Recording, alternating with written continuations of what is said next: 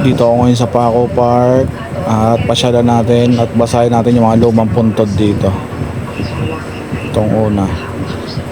Ito, Rosa Domirco.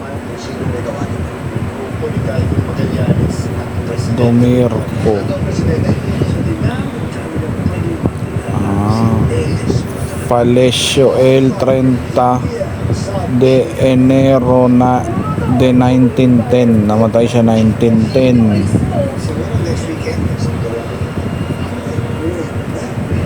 Meron pa dito isa. Ito naman isa. Ano to? Hindi ko maintindihan. Todavía Vives en el Corazon. Ano ibig sabihin nun? Ito 12 siguro 1912 to. Hindi maintindihan. Hanap pa tayo dito ng mga lumang puntod. Dami yan dito eh. Nung nagka-outbreak kasi noon ng cholera dito nilibing yung mga karamihan. Ito naman si Juan Tiburcio de Camiling Palacio. Ano ko ibig sabihin nun? El 28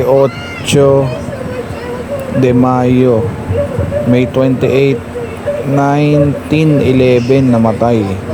A la edad 38 anyos. 38 siya nung namatay 1911. Ito, recuerdo. Hindi ko maintindihan yung iba. Ito naman isa. Si Agaton Araulio.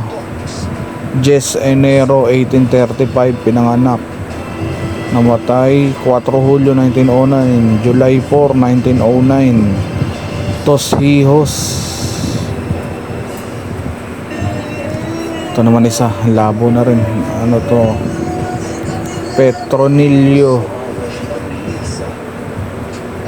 Arauza.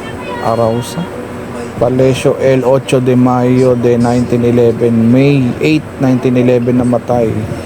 A la edad 23 anyos, namatay 23 years old. Ito pa isa.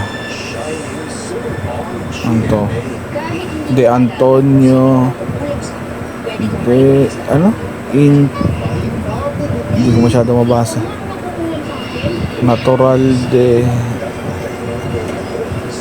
Lecuetio Vizcaya. A la edad 57 anyos, namatay 57 years old. Recuerdo de sus amigos. Ano sabihin nun?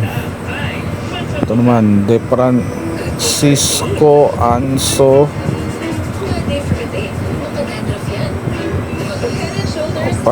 Palacio el 30 de Junio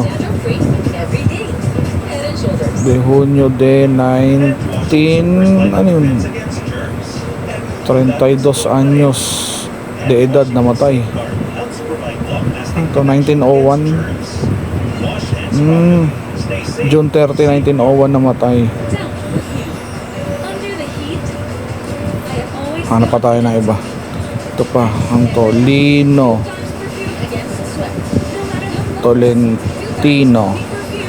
DOM. Ano ibig sabihin ng DOM? Palacio el de 8 de Mayo de 1913.